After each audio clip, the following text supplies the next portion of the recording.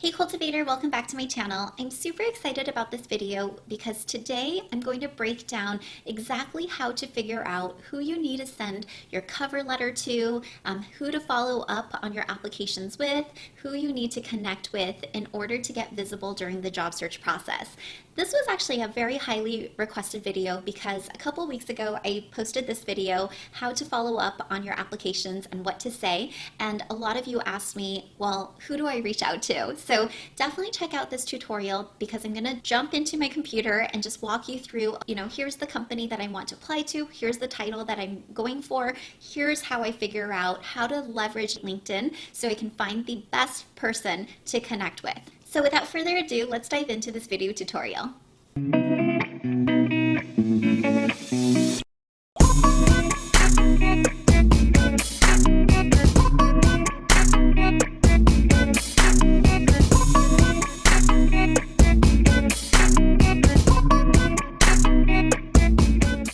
All right, cultivators, so let's jump in here and I'm just going to give you a hypothetical situation to walk you through. You can absolutely use these guidelines for any job that you're applying to out there. Okay, so this is just more of a foundational example, but just utilize whatever titles you're typing in or whatever companies you're typing in and follow the same format.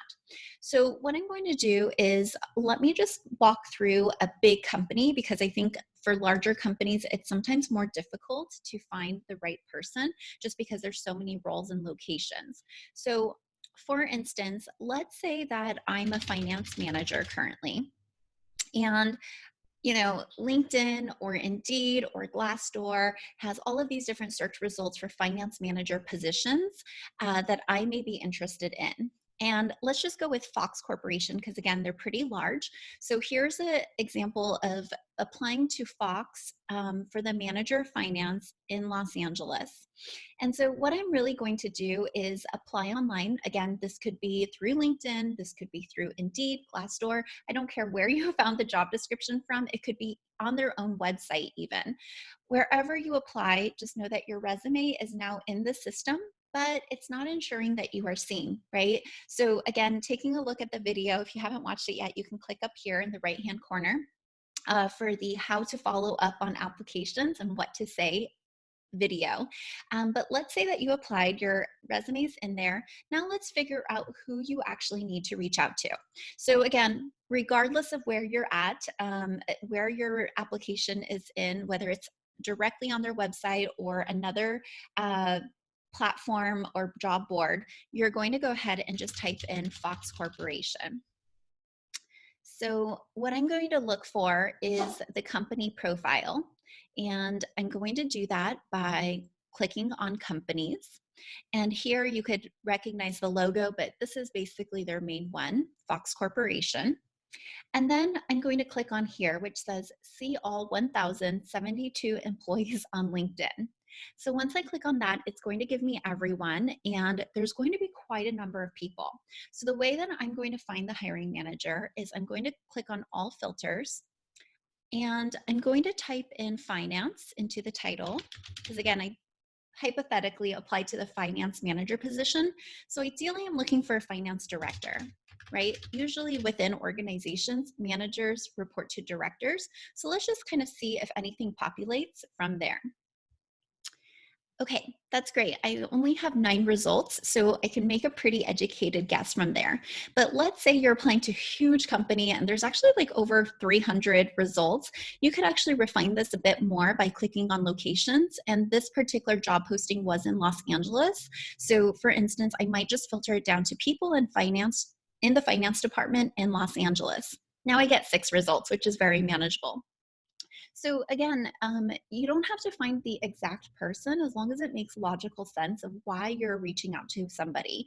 So for instance, I could either go by Monica or I could go by Jacob. What I would actually do is look at both of their profiles and just see if I have anything in common. And then I would just select between the two on who I feel is a better fit for a connection that I can make. But even if, let's say, Monica is the true hiring manager, but I sent it to Jacob, Jacob would ideally just forward it on to Monica and be like, hey, I know this position is the one you're hiring for. Here's a message I got. Feel free to do whatever you want with this message, right? But that's how I would find the hiring manager. Now, let's say you're having a really hard time finding the hiring manager, and maybe it's a smaller company or the person's just not active on LinkedIn. Another thing you can do is go back to all filters. And what I would do is, find the recruiting manager. So I might type in recruiting manager, click apply, and nobody comes up. So this kind of takes a little bit of guesswork because some titles are also talent acquisition, for instance. And then you could always type in human resources as well. So again, not populating here, I might type in human resources. And again, just make an educated guess around who I could potentially send this out to. So in this case, it could be any one of these people, but I'll probably just send it out to the HR generalist. Potentially, again, I would take a look and see who do I have any type of commonality or common rapport or common interests with, and select from there. But that's how you do it. You can find who, again, the hiring manager is, who the recruiter is, the talent acquisition, or the human resources person, as long as it makes logical sense. So again, you're not going to send your follow-up application message to somebody and say, the marketing team, if you're applying to something in finance, you really want to stick within the hiring manager, the recruiter, the talent acquisition, the human resources, and just send your thoughtful message. Again, you have an amazing LinkedIn profile created. I have a LinkedIn video here too if you want to take a look, and that's what's going to allow you to become visible throughout this process. So again, you're not just applying online, spraying and praying, hoping and crossing your fingers that your resume actually gets seen by a human. They're going to see your message and they're going to get curious and they're going to take a look at your LinkedIn profile and or your application. And if they like what they see, they'll call you in for an interview. If you are creating cover letters, this is exactly the same process that I would recommend for you as well. So take advantage of taking a look at all the employees that work at the company and then use the filters parameter to really sift through either the location and the title, and just play around with that until you can narrow in on the best person to potentially reach out to. I hope you enjoyed that video tutorial. Don't forget to like, comment, share, and subscribe because I'm releasing this video next week. And also, I just want to mention, if you are looking for comprehensive job search support, be sure to check out the Happily Hired programs down below, which I'm linking in the description box. These are my comprehensive programs that I walk job seekers through to land their dream jobs as quickly as possible. So everything in there is covered, literally from getting clarity and building confidence all the way to negotiating your worth and everything in between. So I hope that I can help you take out the guesswork in your job search. And until then, I hope that you can continue to cultivate your life and your career.